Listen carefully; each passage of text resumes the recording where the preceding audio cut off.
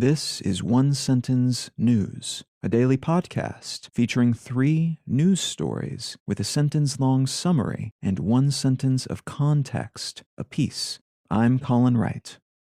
This is a sponsored message. I've been using Anchor as my podcast host for a while now, and it's been a pleasure to use. Anchor offers benefits that most other hosts do not. It's free to use, but it also has a collection of tools that allow you to create a podcast completely within the Anchor website or smartphone app. They distribute your show to Apple Podcasts, Spotify, and all the other distribution channels without any additional effort on your part, and you can make money from your podcast without any minimum audience size. So you can use it as a more traditional podcast host like I do, but it's also got everything you need to start a podcast from scratch. If you're keen to give it a shot, download the free Anchor app or go to anchor.fm to get started.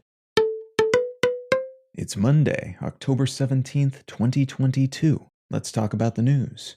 From Reuters, Putin says Ukraine mobilization should be finished in 2 weeks.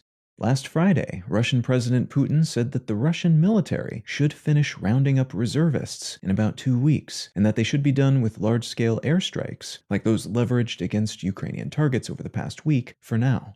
This announcement came within days of reports that Russian officials were pulling men off the street and issuing them military summons to go fight, and reports that 2 gunmen killed 11 people at a Russian army base before themselves being killed. This mobilization effort has been incredibly divisive in Russia and has resulted in many outcries, protests, and high-level criticisms of the invasion and how it's being carried out, even from government loyalists and international allies.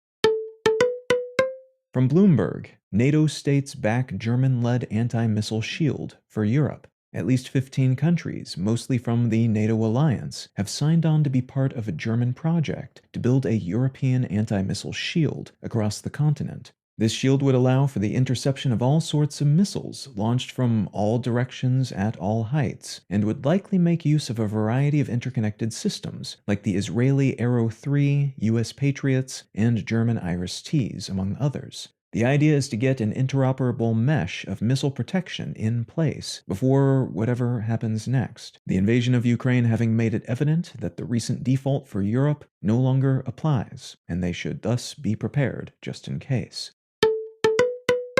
And from the New York Times, Kroger and Albertsons plan $25 billion supermarket merger that may face hurdles. 2 of the United States' largest grocery store chains have announced a merger deal that would see Kroger acquiring Albertsons for $24.6 billion.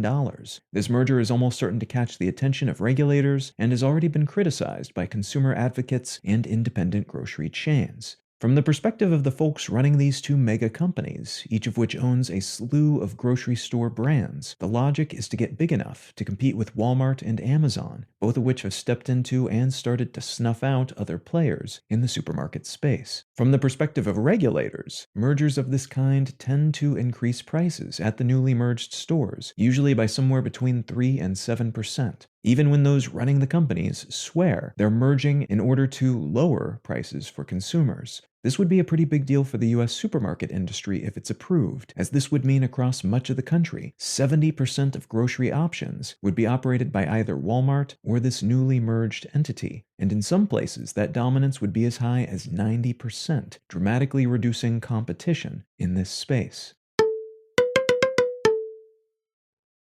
If you're finding some value in One Sentence News, consider leaving a quick review wherever you get your podcasts and/or sharing the show with a friend. You can find out more about this show or subscribe to the email version at onesentencenews.com, and you can support this and other related projects like the Let's Know Things and Brain Lenses podcasts at understandery.com.